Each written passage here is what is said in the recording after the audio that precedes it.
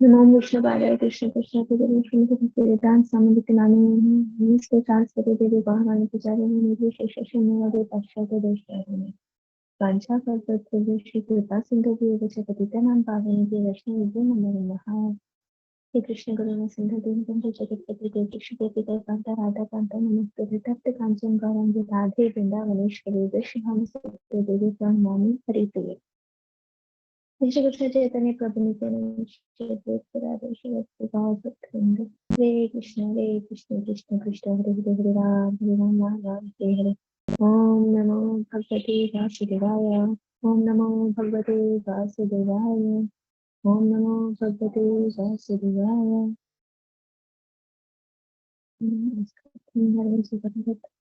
सरस्वती व्यासं ततो जयन्तीः कृष्ण भगवते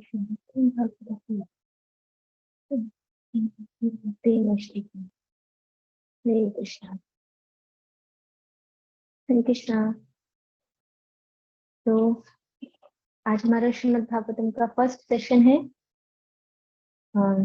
भगवत गीता का एक अलग कोर्स है, श्रीमद् भागवतम का अलग कोर्स है। बहुत सारे लोगों को डाउट रहता है जब हम बुक डिस्ट्रीब्यूशन के लिए जाते हैं कि भागवतम और गीता एक ही है। तो ये जो फर्स्ट सेशन है उसमें हम यही आज थोड़ी चर्चा करेंगे कि भागवतम क्या है, क्यों भागवतम का श्रवण करना चाहिए, और भागवतम और भगवत गीता में क्या भेद है। और समाज में एक और भागवतम प्रचलित है जिसको बोलते हैं देवी भागवतम।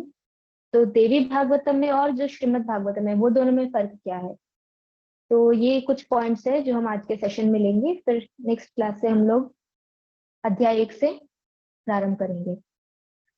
तो सबसे पहले शास्त्र, शास्त्र की क्या आवश्यकता है, शास्त्र की क्या जरूरत है, ये सब भगवत गीता का बेसिक कोर्स है। आप उसमें देख सकते हैं कि उसमें बहुत अच्छे से समझाया है कि वैदिक शास्त्र जो है उसको पढ़ने की जरूरत क्या है, क्या आवश्यकता है वैदिक शास्त्रों की, और क्यों ज्ञान लेने के लिए हमें वैदिक शास्त्र का ही सहारा लेना चाहिए। बाकी और कोई चीज नहीं कि कॉलेज की टेक्स्ट बुक चल जाएगी या तो फिर स्कूल की पढ़ाई चल जाएगी या कोई साइंटिस्ट ने कोई थियरी लिखी है वो थियरी हम लोग ले सकते हैं, नहीं। में जो जितने भी वैदिक शास्त्र है हमारे, उसका आधार क्या है और क्यों हमें ज्ञान प्राप्त करने के लिए वैदिक शास्त्र रेफर करने, ये सब कुछ भगवत गीता के बेसिक कोर्स में आपको मिल जाएगा, आप देख सकते हैं। तो अब है कि कितने प्रकार के वैदिक शास्त्र हैं। तो वैदिक शास्त्र का इन शॉर्ट मतलब ये है जो व्यासदेव ने लिखे हैं, जैसे महाभारत, वेद, पुराण, उपनिषद, वेदांत सूत्र और वाल्मीकि जी की ओरिजिनल रामायण। तो ये इतने जो शास्त्र है उसको बोला जाता है वैदिक शास्त्र। अभी ये वैदिक शास्त्र में कौन सा शास्त्र जो है वो परम शास्त्र है, परम मतलब सारे शास्त्रों का जो सार है वो कौन सा शास्त्र है, तो वो हम लोग देखेंगे। तो उसके लिए भागवतम के पहले स्कंद में कथा आती है। वो कथा जब व्यासदेव ने ये सारे के सारे शास्त्रों को लिखा, तो उस टाइम पे क्या हुआ कि व्यासदेव ने सोचा अभी कलयुग आने वाला है, भगवान अपने धाम चले गए हैं, क्योंकि द्वापर युग के अंत पे भगवान चले गए, कृष्ण चले गए। तो व्यासदेव ने सारे शास्त्रों को लिखने का सोचा। भगवान ने उनको प्रेरणा दी कि आपका जो अवतार है वो इसीलिए है कि आपको शास्त्र लिखने हैं। तो व्यासदेव ने कलयुग के जीवों के लिए सभी शास्त्र का संकलन करना प्रारंभ किया। अब उसमें हुआ क्या कि व्यासदेव ने वेद लिख दिए, उपनिषद लिख दिए, सारे पुराण लिख दिए, उसके बाद महाभारत भी लिख दिया। उन्होंने सोचा कि जो लोग वेद नहीं पढ़ सकते, उपनिषद नहीं पढ़ सकते, वो लोग वही ज्ञान, वेदों का और उपनिषदों का ज्ञान बहुत सरल भाषा में महाभारत की कथा पढ़ के ले सकते हैं, पुराण पढ़ के ले सकते हैं। तो उन्होंने सब कुछ लिख दिया, लेकिन फिर भी वो संतुष्ट नहीं थे। उन्होंने भगवान की आज्ञा का पालन किया, कलयुग के जीवों के लिए उन्होंने शास्त्र लिखे, लेकिन फिर भी उनको भगवान की सेवा करके संतुष्टि नहीं हो रही थी। तो इसके लिए वो चिंतित हो गए कि मैंने कहा क्या गलती क्या की है। तो उन्होंने वापस रिकॉल किया, फिर से देखा कि मैंने शास्त्र में तो कोई गलत नहीं लिखा, सब कुछ किया है, यहाँ भी ये भी शास्त्र लिख दिया, इन लोगों के लिए भी लिख दिया, इन लोगों के लिए भी लिख दिया, फिर कहाँ कमी है। तो तब उनकी संतुष्ट जो असंतुष्टि थी उसका उसको सॉल्व करने के लिए कौन आते हैं, व्यासदेव के गुरु महाराज। उनके गुरु है नारद मुनि। नारद मुनि वहां आते हैं और नारद मुनि व्यासदेव को डांटते हैं कि आपने सारे शास्त्र लिख दिए, धर्म अर्थ काम मोक्ष सबके बारे में बता दिया, ये करो, ये करके आप स्वर्ग जा सकते हो, ये करके आप यहाँ ये प्राप्ति होगी, वो प्राप्ति होगी, सब बताया, लेकिन आपने शुद्ध भक्ति के बारे में नहीं बताया। आपने ऐसा एक भी शास्त्र नहीं लिखा जो सारे के सारे शास्त्रों का सार है, और वो शास्त्र पढ़ने से सभी शास्त्रों में से जो मिलना चाहिए वो मिल जाएगा। वरना आपने शुद्ध कृष्ण की शुद्ध भक्ति के बारे में वर्णन नहीं किया, और जहां पे आपने शुद्ध भक्ति का वर्णन किया है वहां पे आपने कृष्ण की भक्ति को लोअर लेवल पे रखा है, और भक्ति के ऊपर आपने धर्म अर्थ काम मोक्ष को बता दिया है। तो वो भक्ति की कोई वैल्यू नहीं रही वहां पे, लोग उस भक्ति को क्यों करेंगे? उसके ऊपर आपने धर्म अर्थ काम मोक्ष को बता दिया, चार पुरुषार्थ को बता दिया। तो इसीलिए आप ऐसा शास्त्र लिखो अभी जिसमें कोई भी मिलावट ना हो, एकदम शुद्ध हो, और जिसको केवल एकमात्र वो अकेला शास्त्र पढ़ने से जीव को भगवान की प्राप्ति हो जाए, और उसको इतने सारे शास्त्र पढ़ने की जरूरत भी ना पड़े। तब व्यासदेव लिखते हैं श्रीमद् भागवतम। तो ये है श्रीमद् भागवतम की प्रामाणिकता, और श्रीमद् भागवतम की स्थिति, उसकी पोजीशन ये है कि वो सारे शास्त्रों में सबसे टॉप पे है, क्योंकि सारे शास्त्र लिखने के बाद व्यासदेव ने श्रीमद् भागवतम लिखा। और फिर क्या बोला है व्यासदेव ने कि सारे के सारे शास्त्रों का जो सार है, कंक्लूजन, जैसे वैदिक शास्त्र अगर दूध है तो दूध को आप पकाते रहो पकाते रहो पकाते रहो, तो लास्ट में एकदम जब एकदम कंडेंस वो मिल्क हो जाता है, दूध हो जाता है, तो क्या मिलती है? रबड़ी मिलती है, मावा मिलता है। तो वो मावा जो है वो श्रीमद् भागवतम है। तो अगर आप वो मावा खाओगे मतलब आपने सारा दूध आपने ले लिया है, और आपको इतना ही मावा खाना पड़ेगा और दूध इतना सारा पीना पड़ेगा। तो वही चीज है, इतने सारे शास्त्र पढ़ने की जगह आप एक श्रीमद् भागवतम पढ़ते हो तो उसमें आपको सारे शास्त्रों का ज्ञान हो जाता है। तो ये है श्रीमद् भागवतम। श्रीमद् भागवतम किसने लिखा है? व्यासदेव ने।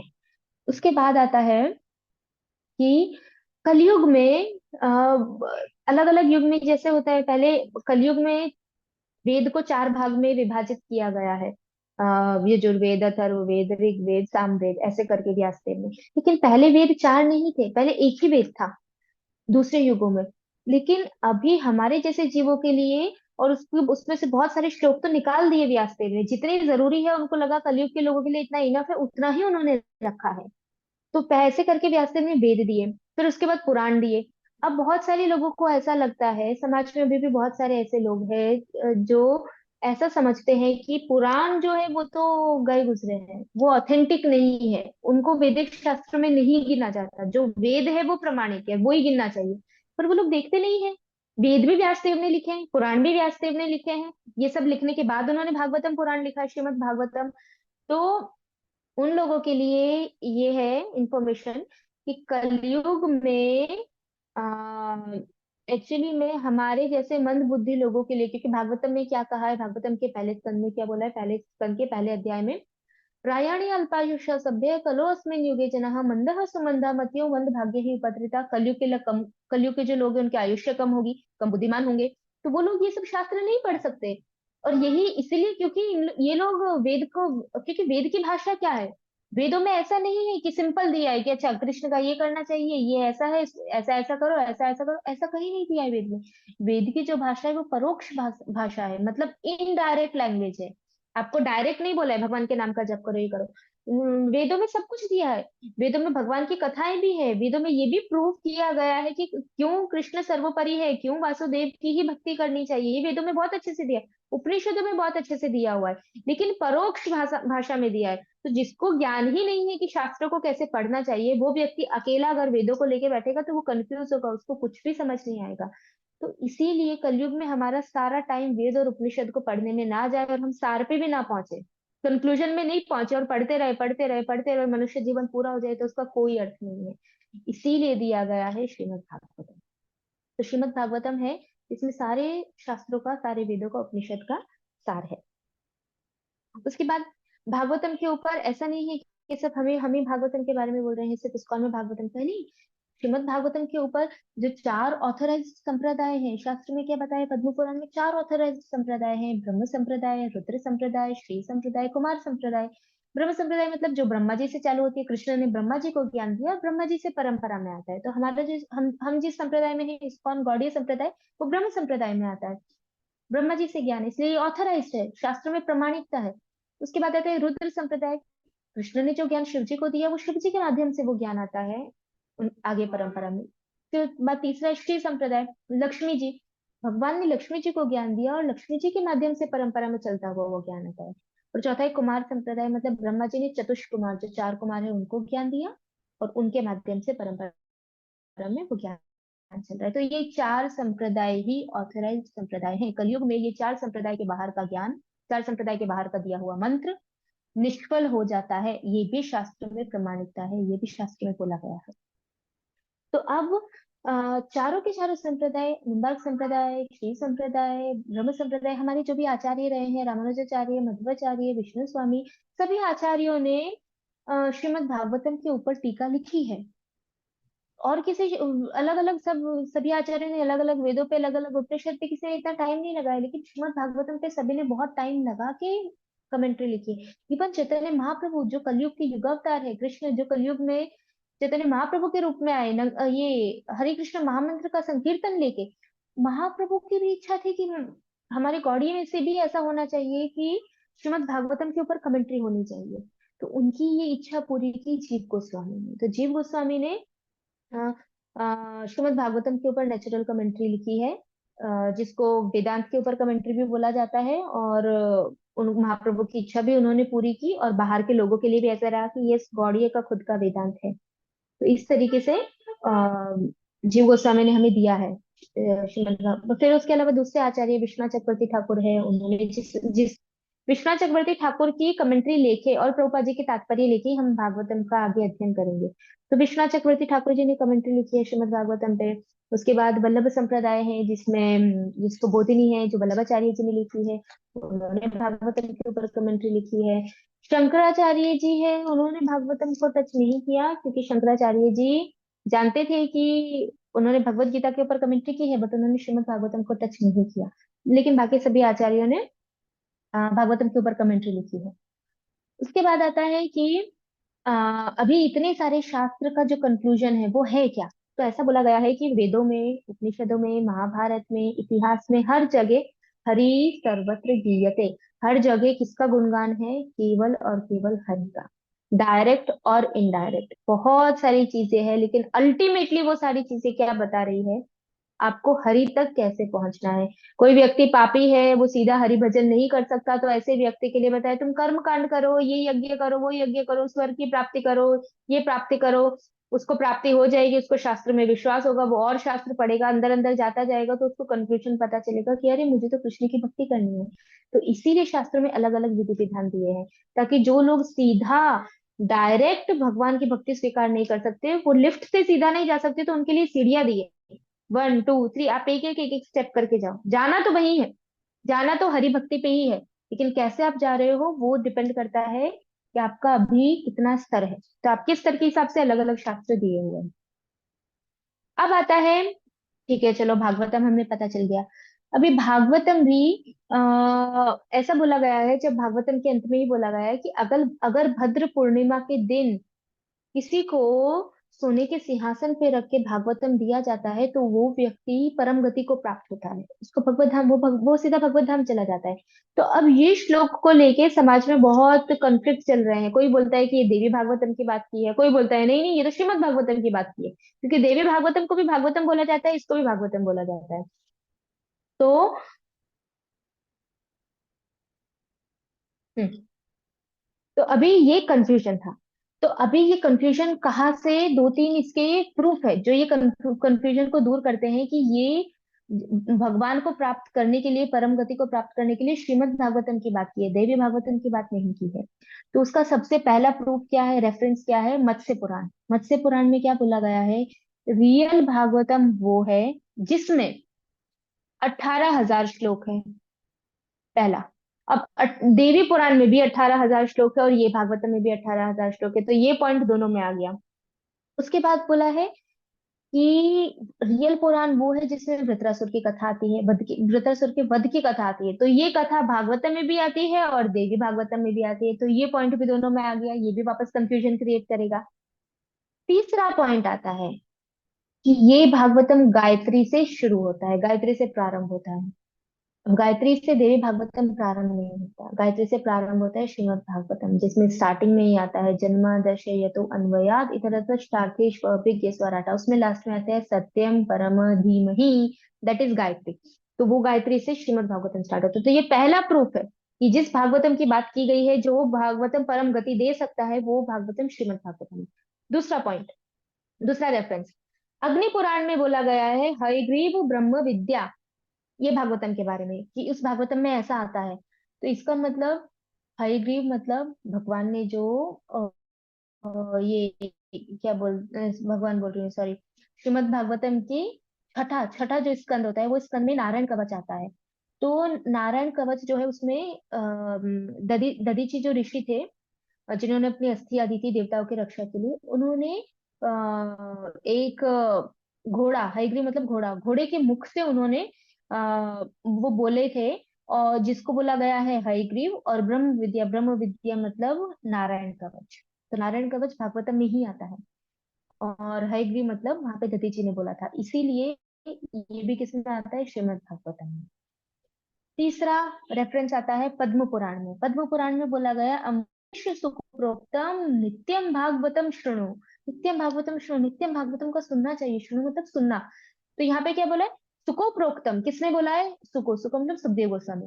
तो सुखदेव गोस्वामी ने देवी भागवतम नहीं बोला है, सुखदेव गोस्वामी ने ये वाला भागवतम बोला है। तो इसी भागवतम की बात की है, मतलब शास्त्र में जहां जहां भागवतम शब्द आया है वो श्रीमद् भागवतम के बारे में बोला है, देवी भागवतम के बारे में नहीं बोला है। उसके बाद हमारे जितने भी आचार्य हैं जिन्होंने भागवतम पे टीका लिखी है, उन्होंने भागवतम श्रीमद् भागवतम पे टीका लिखी है, देवी भागवतम पे टीका नहीं लिखी है। तो ये चौथा रेफरेंस है। उसके बाद आता है कि समाज में बहुत सारे लोग ऐसा बोलते हैं कि श्रीमद् भागवतम, चलो अभी ये तो प्रूव हो गया कि हमारा मेन क्या है, श्रीमद् भागवतम। अब उसके बाद आता है कि ये श्रीमद् भागवतम में कोई कोई बोलता है व्यासदेव ने लिखा है, कोई कोई बोलते हैं कि श्रीमद् भागवतम तो वोपदेव ने लिखा है, वोपदेव। उपदेव एक पोएट थे, कवि थे। तो अब वो ऐसा बोलते हैं कि व्यासदेव ने नहीं लिखा भागवतम। तो इसका भी प्रूफ भागवतम का, जब हम भागवतम पढ़ेंगे उसके जो आगे इंट्रोडक्शन है उसमें बताते हैं कि वोपदेव से पहले ऑलरेडी कुछ आचार्य ने, जैसे मध्वाचार्य जी ने, आ, उन्होंने पहले से, हेमाद्री ये जो आचार्य थे उन्होंने पहले से ही भागवतम के ऊपर टीका लिखी हुई है। तो जब उन्होंने पहले से ही टीका लिखी है तो वोपदेव तो उनके बाद में आया है, तो वोपदेव भागवतम कैसे लिख सकता है। और अगर वोपदेव ने ये भागवतम लिखा है तो व्यासदेव का भागवतम कहाँ गया। तो ये प्रूव करता है कि ये जो वोपदेव है वो उन्होंने भी अपनी टीका लिखी होगी, but that is not authorise Bhagavatam. Authorise Bhagavatam Vyasadev ji ने ही लिखा है। और वो हम देखेंगे जब हम भागवतम पढ़ेंगे, उसमें ऊपर लिखा है श्री व्यास उवाच, व्यासदेव बोल रहे हैं, व्यास ने स्टार्ट किया है। उसके बाद है अभी हम जो श्रीमद् भागवतम है उसमें क्या क्या है। श्रीमद् भागवतम में टोटल 335 335 अध्याय हैं, और 18,000 श्लोक हैं, और 12 स्कंद है। 12 स्कंद मतलब भागवतम के जो 335 अध्याय है वो 335 अध्याय को अलग अलग 12 भाग में विभाजित किया गया है। पहला स्कंद, उसमें कुछ 23 जितने या 19 जितने 23 अध्याय हैं।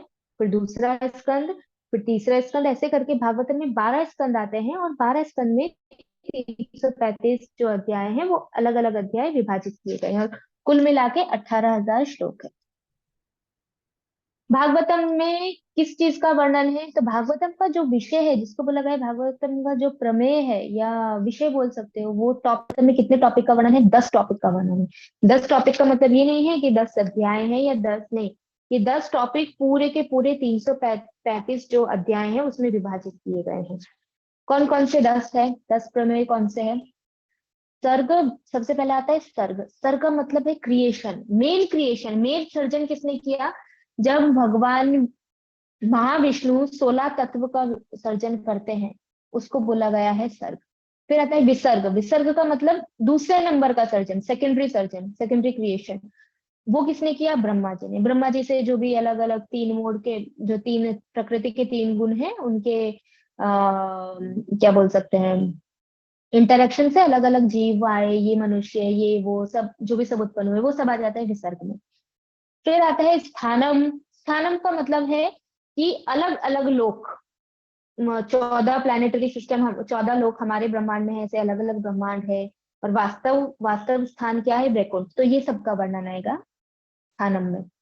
भागवतम में एक स्थानम में ये सब चीजें आएंगी। फिर आता है पोषणम। पोषणम का मतलब किस प्रकार से हमारा पोषण होता है, पालन होता है। और भौतिक जगत के जो लोग होते हैं जो भगवान की भक्ति नहीं करते, उनके लिए पोषणम का मतलब है कि किस प्रकार भगवान उनका पालन पोषण करते हैं। और भक्तों के लिए है कि किस प्रकार भक्तों के ऊपर भगवान की अहेतु की कृपा होती है, बिना कारण की कृपा भगवान अपने भक्तों पे कृपा करते रहते हैं। तो वो भी किसमें आता है, क्वेश्चन में। फिर आता है ऊतः। ऊतः मतलब प्रेरणा, कि भागवतम से हमें प्रेरणा मिलती है। वो प्रेरणा क्या है, भगवत धाम वापस जाना, भगवान को फिर से पुनः प्राप्त करना। फिर आता है मनवंतर। मनवंतर का मतलब जो भी मनु है, 14 मनु जो आते हैं ब्रह्मा जी के एक दिन में, वो मनु, और उन मनुओं ने धर्म की स्थापना कैसे की और उन्होंने क्या क्या नियम लाए, मनु संहिता, सब कुछ मनुओं के बारे में जो भी है वो मनवंतर में आता है। उसके बाद आता है ईशानु कथा। ईशानु कथा मतलब भगवान का विज्ञान, भगवान और भगवान के भक्तों की जो सारी कथाएं हैं, लीलाएं हैं, वो आएगा ईशानु कथा में। उसके बाद आता है निरोध। निरोध का मतलब ये किस प्रकार भगवान ये पूरे ब्रह्मांड का संहार कर देते हैं, पूरे ब्रह्मांड को लास्ट में खत्म करते हैं, जब ब्रह्मा जी की मृत्यु होती है, उसके बाद वो सब आएगा निरोध में। और लास्ट फिर आता है मुक्ति। मुक्ति का मतलब तो सभी को पता है, किस प्रकार ये भौतिक जगत से बाहर निकलना।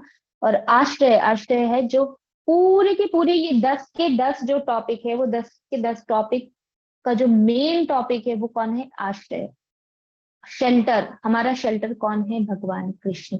तो ये बाकी के जो 9 10 में से जो 9 पॉइंट है वो किसके ऊपर डिपेंड करते हैं, 10 जो 10वां पॉइंट है उसके ऊपर, भगवान कृष्ण के ऊपर। तो ये है लास्ट 10th पॉइंट, आश्रय। तो ये भागवतम के 10 प्रमेय है या 10 विषय है। अब है भागवतम की आवश्यकता क्या है। उसने बताया है कि अभी हम देखते हैं हमारे आसपास, कोई लोग बोलते हैं जैसे अभी युद्ध चल रहा है इसराइल और पैलेस्टाइन का, तो वहां पे लोग बोलते हैं हम पैलेस्टाइन के सपोर्ट में है, कोई बोलता है हम इसराइल के सपोर्ट में है। इंडिया में कुछ खालिस्तानी है, वो बोलते हैं हमें अलग देश चाहिए। भारतीय बोलते हैं नहीं, हम तो यही इनको साथ में ही रखना है, अलग नहीं होना है। तो ये सारी चीजें क्या है। फिर पाकिस्तान का मैटर आता है, ये सब मैटर आते हैं तो हम बोलते हैं नहीं हमारा भारत महान है, ये वो। तो ये सारी चीजें क्या है, हम व्यक्तिगत लेवल पे देख रहे हैं कि मैं इंडियन हूँ तो इसलिए मेरे लिए इंडिया प्राइम है, मैं पाकिस्तानी हूँ तो मेरे लिए पाकिस्तानी नहीं है। अभी ये जन्म में मैं इंडियन हूँ, अगले जन्म में मैं पाकिस्तान में हो गई तो इंडिया मेरा दुश्मन। तो इसलिए क्या है, भागवतम में क्या सिखाता है, वसुधा एव कुटुम्बकम। मतलब वसुधा, पूरी की पूरी पृथ्वी जो है वो भगवान का परिवार है। और क्योंकि वो भगवान का परिवार है इसलिए वो हमारा भी परिवार है। तो आजकल समाज में ये जो जमीन को लेके, देश को लेके, बॉर्डर को लेके, ये मेरा लेके जो कॉन्फ्लिक्ट चल रहे हैं, ये सारे के सारे कॉन्फ्लिक्ट टल सकते हैं अगर कोई रियल में भागवतम का पठन, भागवतम का श्रवण करे या भागवतम पढ़े। कि भागवतम सभी लोगों को जोड़ के रख सकता है। ये भागवतम में ये ताकत है, क्योंकि भागवतम सिर्फ इंडिया के लिए नहीं है, भागवतम पूरे ब्रह्मांड के सब जीवों के लिए है। तो जब कोई पढ़ेंगे तो उनको पता चलेगा हर जीव का वास्तविक आश्रय भगवान है। तो हर जीव भगवान की सेवा करेगा, हर जीव दूसरे जीव को भगवान के अंश की तरह, भगवान की संतान की तरह देखेगा। तो ये युद्ध और ये सब कुछ अपने आप टल जाएगा। इसीलिए अभी जो किसी एक चीज की अगर कमी है अभी भौतिक जगत में, तो वह है भगवान की भक्ति की कमी है, भगवान की कमी है, बाकी और किसी चीज की कमी नहीं है, हर चीज है, सिर्फ भगवान की कमी है।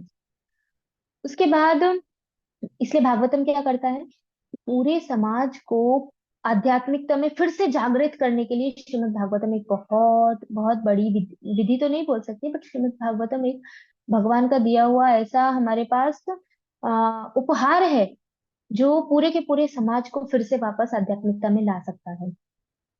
हम जो भौतिक साइंस पढ़ते हैं स्कूल में, कॉलेज में, वहां पे हम क्या देखते हैं कि अच्छा ये चीज है तो ये चीज कैसे कार्य कर रही है, हम सिर्फ ये देखते हैं वो काम कैसे कर रही है। अच्छा सूर्य है तो सूर्य यहाँ से उगता है और यहाँ पे ऐसे आता है, ठीक है। ये फूल है, फूल कैसे खिल रहा है, तो पहले बीज डाला, फिर पौधा निकला, फिर कली बनी, फिर वो खिल गया, तो ठीक है पता चल गया। बट क्यों कर रहा है, क्यों, वो हम साइंस, हमारे साइंस में ये सब चीजें नहीं पढ़ाई जाती। तो वो क्यों का रीजन दिया श्रीमद् भागवतम में। क्यों सूर्य उग रहा है, क्यों ये चीज ऐसी है, क्यों ऐसा है, क्यों मनुष्य ऐसा है, क्यों मुझे दुख मिल रहे हैं, मुझे दुख मिल रहे हैं, वो साइंस नहीं बता सकता। वो साइंस क्या बताएगा, कैसे दुख मिल रहे हैं वो बता देगा, ठीक है मुझे पीड़ा हो रही है, पाँव में दुख रहा है, ये मुझे ऐसे दुख मिला। मेरे पास फाइनेंशियल प्रॉब्लम है, चलो मुझे ऐसे दुख मिला। मेरे पास ये प्रॉब्लम है, ऐसे दुख मिला। बट क्यों मिला, उसका सॉल्यूशन साइंस नहीं दे सकता, उसका सॉल्यूशन दिया श्रीमद् भागवत में कि क्यों है। और जब हमें क्यों का कारण पता चल जाता है तो हमें ये भी पता चल जाता है तो उस दुख में से बाहर कैसे निकलना है। तो वो सॉल्यूशन भी किसमें दिया है, श्रीमद् भागवतम में दिया है। उसके बाद श्रीमद् भागवतम में और क्या क्या चीजें समझाई गई है कि हमारा अस्तित्व है क्यों है, हमारे अस्तित्व का, हम क्यों भौतिक जगत में, हमारे जीवन का उद्देश्य क्या है, ये भी भागवतम में बताया गया है। उसके बाद बताए परम स्रोत कहाँ है, हम कहाँ से आए हैं, कौन है जहाँ से ये सारा पूरा ब्रह्मांड निकल रहा है, सब बन रहा है, वो भी श्रीमद् भागवतम में बताया है। इसीलिए हमें श्रीमद् भागवतम बहुत आदर और विनम्रता पूर्वक पढ़ना चाहिए, चैलेंजिंग मोड में नहीं कि हाँ चलो मुझे ये ढूंढना है तो पढ़ो देखते हैं मैं गलतियां निकालूंगा, नहीं ऐसे नहीं करना चाहिए। जैसे एक भक्त थे, उन्होंने यही सोचा, उन्होंने देखा कि इतने सारे लोग भक्त बन रहे हैं श्रीमद् भागवतम पढ़ के, तो उन्होंने बोला हर बुक में कुछ ना कुछ मिस्टेक होती है, और उनका उनका उनका क्या था कि वो हर बुक में मिस्टेक निकाल देते थे। तो उन्होंने सोचा चलो अब मैं ये भागवतम लेता हूँ, ये वो foreigner, he was not Indian, वो फॉरेनर थे, तो उन्होंने सोचा चलो अब मैं भागवतम में गलतियां ढूंढूंगा, अब मैं देखता हूँ इसमें कहाँ पे गलती है। तो उन्होंने ऐसे करते करते पूरा भागवतम पढ़ दिया, उनको कहीं गलती नहीं मिली, और लास्ट में क्या हुआ, वो खुद भक्त बन गए। तो ऐसा है हमारे श्रीमद् भागवतम कि भागवतम को क्या बोला है, साक्षात भगवान है। तो जो भगवान का अध्ययन कर रहे हैं वो भक्त बनेगा ही, वो पॉसिबल ही नहीं है। तो ये है भागवतम की महिमा। उसके बाद लिखा है कि भागवतम से में जो ज्ञान है वो हमारे हृदय में कब प्रकाशित होता है, जब भागवतम की भगवान के और भक्तों की कृपा होती है। इसीलिए हमेशा भागवतम पढ़ना सुनना किसी भक्त के अंडर में, किसी भक्त के माध्यम से, किसी भक्त से श्रवण करके या उनकी गाइडेंस में हमें श्रीमद् भागवतम पढ़ना चाहिए। तभी हम हमारी हमें कहीं डाउट होगा ऐसा क्यों लिखा है, यहाँ पे ऐसा लिखा है, यहाँ पे ऐसे लिखा है, तो वो सारे डाउट हम अगर डिवोटीज के बीच में रह के पढ़ रहे हैं तो हमारी सारे डाउट्स क्लियर हो जाते हैं। उसके बाद बोला गया है कि भागवतम अमल पुराण है, मल मल मतलब गंदा, अमल मतलब जो गंदा नहीं है, स्पॉटलेस, एक दाग भी श्रीमद् भागवतम में नहीं है। कर्म ज्ञान ये मुक्ति वो मुक्ति, ये भौतिक चीज वो भौतिक, कुछ भी नहीं है, भागवतम स्पॉटलेस है। भागवतम में केवल और केवल शुद्ध भक्ति का वर्णन है, कृष्ण और कृष्ण के भक्त, और कुछ भी नहीं। तो इसीलिए भागवतम को बोला गया है स्पॉटलेस, स्पॉटलेस मतलब एक स्पॉट भी नहीं है उसमें, गंदगी का एक दाना एक दाग भी नहीं है। तो ये है श्रीमद् भागवतम। उसके बाद क्योंकि हम अभी चालू करेंगे स्कंद एक से, तो स्कंद एक में अध्याय एक, तो स्कंद एक का हम थोड़ा सा बैकग्राउंड ले लेंगे। तो सबसे पहले स्कंद एक में क्या है कि पहले बता देती हूँ कि भागवतम का बैकग्राउंड क्या है।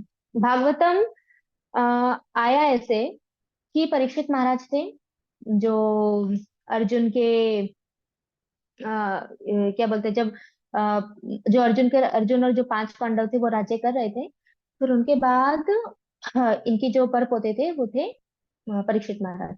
तो अब परीक्षित महाराज ने, मतलब अभिमन्यु के पुत्र थे परीक्षित महाराज, तो वो राजा थे। अब उनको भगवान की इच्छा से ऐसा सब काल की विधि हुई, क्योंकि भागवतम को प्रकट होना था, भागवतम को आने के लिए ऐसी चीजें होनी होनी पड़ेगी कि भागवतम आ सके, तो इसके लिए भगवान की इच्छा से परीक्षित महाराज को एक ब्राह्मण ने श्राप दिया कि आपके 7 दिवस में मृत्यु हो जाएगी। तो परीक्षित महाराज ने सब कुछ छोड़ के वो कहाँ चले गए, सुखदेव गोस्वामी के पास, और सुखदेव गोस्वामी ने उनको 7 दिन तक भागवतम सुनाए। अब हम सोचते हैं हम भी भागवतम रोज क्या पढ़ने का, 7 दिन सुन लेंगे, हम भी भागवत कथा होती है 7 दिन की। बट वो भागवत कथा में देखना चाहिए हमें कि परीक्षित महाराज ने ना पानी पिया 7 दिन तक, ना सोए ना खाए ना पिए, कुछ भी नहीं, कोई रेस्ट नहीं, ऐसा नहीं कि चलो मैं थक गया हूँ थोड़ा घूम के आता हूँ टहल के आता हूँ पानी पी के आता हूँ, नहीं, 7 दिन कांस्टेंट भागवतम सुना उन्होंने, 24 घंटे, एक दिन के 24 घंटे, उन्होंने 7 दिन 7 इंटू 24 उन्होंने भागवतम सुना। और वो भागवतम को पढ़ने के लिए हमें 7-7 साल लग जाते हैं, जो भागवतम परीक्षित महाराज ने 7 दिन में सुना था। तो उस तरह से हमें भागवतम सुनना चाहिए, क्योंकि हम ऐसे नहीं सुन सकते, इसीलिए भागवतम में ही बोला गया है नित्यम भागवत सेवया, नित्य नित्य भागवतम की सेवा करनी चाहिए, मतलब नित्य रूप से भागवतम सुनना चाहिए और पढ़ना चाहिए। तो ऐसे भागवतम किसके बीच में किसके बीच का वार्तालाप है, परीक्षित महाराज प्रश्न पूछ रहे हैं, सुखदेव गोस्वामी उनका उत्तर दे रहे हैं। अब सुखदेव गोस्वामी जब उत्तर दे रहे हैं परीक्षित महाराज का, तो उस टाइम पे परीक्षित महाराज के अलावा ब्रह्मा जी, फिर उसके अलावा नारद मुनि, व्यासदेव खुद जिन्होंने भागवतम लिखा है वो व्यासदेव, और बहुत सारे ऋषि मुनि, ब्रह्मांड के देवी देवता, हर कोई वहां पे उपस्थित थे ये भागवतम सुनने के लिए, सुखदेव गोस्वामी थे। तो वहां पे एक ऋषि थे, एक वो थे भक्त थे, वो भी भगवान के भक्त थे, उनका नाम था सूत गोस्वामी। तो सूत गोस्वामी ने सारा वार्तालाप सुना परीक्षित महाराज का और सुखदेव गोस्वामी का। उसके बाद वो सूत गोस्वामी बाद में नैमिषारण्य का वन है वहां पे जाते हैं, तो नैमिषारण्य में बहुत सारे ऋषि मुनि होते हैं। वो ऋषि मुनि उनको पूछते हैं कि हम तो वहां उपस्थित नहीं थे, इसलिए हम नहीं सुन पाए कि सुखदेव गोस्वामी ने क्या भागवतम सुनाया परीक्षित महाराज को, लेकिन क्योंकि आप वहां पे उपस्थित थे इसलिए आप हमें बताइए कि क्या क्या चर्चा वहां पे हुई थी। तो इस तरीके से सूत गोस्वामी फिर से पूरा भागवतम नैमिषारण्य के ऋषियों को सुनाते हैं। तो इसीलिए हम जब भागवतम पढ़ेंगे, इस भागवतम में कहीं कहीं पे आएगा कि सुखदेव गोस्वामी बोल रहे हैं, कहीं कहीं पे आएगा सूत गोस्वामी बोल रहे हैं, इसलिए दो भागवतम की कथा को कंबाइन करके व्यासदेव ने श्रीमद् भागवतम में दिया है। तो दो जगह कथा चल रही है इसमें। तो ये था श्रीमद् भागवतम का बैकग्राउंड। उसके बाद अभी स्कंद एक, उसमें 19 अध्याय है। अभी मैंने थोड़ी देर पहले बोला था 23, 23 नहीं है, 19 है। 19 अध्याय है। 19 अध्याय में से पहले जो 3 अध्याय हैं, चैप्टर 1, चैप्टर 2, चैप्टर 3, उसमें सूत गोस्वामी को, जो नैमिषारण्य के ऋषि थे, वो 6 प्रश्न पूछते हैं, मुनियों की जिज्ञासा। मतलब मुनि, जो मुनि ऋषि मुनि है, वो 6 प्रश्न पूछते हैं। तो वो 6 प्रश्न और वो 6 प्रश्नों के उत्तर पहले 3 अध्याय में एक्सप्लेन किया हुआ है। उसके बाद अध्याय 4 से लेके अध्याय 19 तक कौन कौन से टॉपिक आएंगे कि फिर से वो ऋषि मुनि वापस से दूसरे 4 प्रश्न पूछते हैं। तो वो चार प्रश्न और वो 4 प्रश्न के जो उत्तर है वो 4 से लेके 19 अध्याय तक आएगा। उनके उत्तर में फिर क्या क्या चीजें आती है, भागवतम का इतिहास आता है कि भागवतम कैसे आया, वो चीज सुद गोस्वामी बताते हैं। परीक्षित महाराज का जन्म और परीक्षित महाराज का क्रियाकलाप, क्योंकि कौन सुन रहा है, परीक्षित महाराज भागवतम सुन रहे हैं ना। तो परीक्षित महाराज के बारे में सूत गोस्वामी के ऋषि मुनियों ने पूछा कि अच्छा, परीक्षित महाराज ने ये सब सुना, तो आप जरा हमें बताओ वो परीक्षित महाराज कौन थे और उनका जन्म कैसे हुआ, कैसे भगवान ने उनकी रक्षा की, उन्होंने कैसे राज्य किया, कैसे उनको श्राप मिला, और कैसे फिर वो सुखदेव गोस्वामी के पास गए, और फिर सुखदेव गोस्वामी ने क्या बोला, फिर वो हमें बताओ। तो ऐसे करके ये सब वर्णन आएगा यहाँ पे आगे कि परीक्षित महाराज के बारे में। फिर नारद मुनि का जन्म, नारद मुनि की कथा आएगी, नारद मुनि कैसे भक्त बने। फिर परीक्षित महाराज की भगवान ने कैसे रक्षा की, उन्होंने कैसे राज्य किया। फिर भगवान कृष्ण भौतिक जगत से अप्रकट होकर वापस अपने भगवत धाम कैसे गए। भीष्म पितामह ने अपना देह त्याग किया, उसके बारे में आएगा। फिर जब भगवान कृष्ण जा रहे थे हस्तिनापुर से, तो उस टाइम पे कुंती महारानी ने भगवान कृष्ण की क्या प्रार्थना की, उनकी स्तुति पूरी आती है, कुंती स्तुति। फिर धृतराष्ट्र महाराज घर पे थे, उनके पुत्र तो मर गए, लेकिन उसके बाद भी धृतराष्ट्र महाराज किस प्रकार से घर में थे, और फिर उनके जो भाई है विदुर जी, वो आते हैं और विदुर जी आके उनको समझाते हैं, और फिर किस प्रकार धृतराष्ट्र महाराज पांडवों को बिना बताए घर छोड़ के चले जाते हैं और उनका अपना देह त्याग करते हैं अपनी पत्नी के साथ, गांधारी के साथ। तो ये सब वर्णन आएगा अध्याय 4 से लेके अध्याय 19 तक। तो ये पूरे के पूरा स्कंद एक का शॉर्ट में हो गया आउटलाइन, पहले स्कंद, पहले अध्याय से लेके 19 अध्याय तक। अब जो पहला अध्याय है, जो हम नेक्स्ट क्लास में लेंगे, उसका नाम है ऋषियों के द्वारा प्रश्न, मुनियों की जिज्ञासा। दूसरा बोल सकते हैं मुनियों की जिज्ञासा। उन्होंने क्या जिज्ञासा की, क्या प्रश्न किए, वो सारे के सारे प्रश्न और उनकी जिज्ञासा अध्याय 1 से प्रारंभ होगी। तो हम अगली क्लास में अध्याय 1 लेंगे और कोशिश करेंगे, क्योंकि पहला श्लोक, दूसरा श्लोक और तीसरा श्लोक बहुत इंपॉर्टेंट है और बहुत टाइम लेने वाला है। इसलिए हम कोशिश करेंगे कि हम पहले अध्याय में, सॉरी नेक्स्ट लेक्चर में जब पहला अध्याय लेंगे, तो हम ये 3 श्लोक एक क्लास में ले लेंगे। ओके। हरे कृष्णा। किसी को कोई भी डाउट है तो वो पर्सनली मैसेज करके पूछ सकते हैं। जय वंशा कल्पतरुभ्यश्च कृपा सिन्धुभ्यैव च पतितानां पावनेभ्यो वैष्णवेभ्यो नमो नमः। श्रीमद् भागवतम की जय, श्री प्रभुपाद की जय। हरे कृष्णा। हरे कृष्ण माता जी। हरे कृष्णा।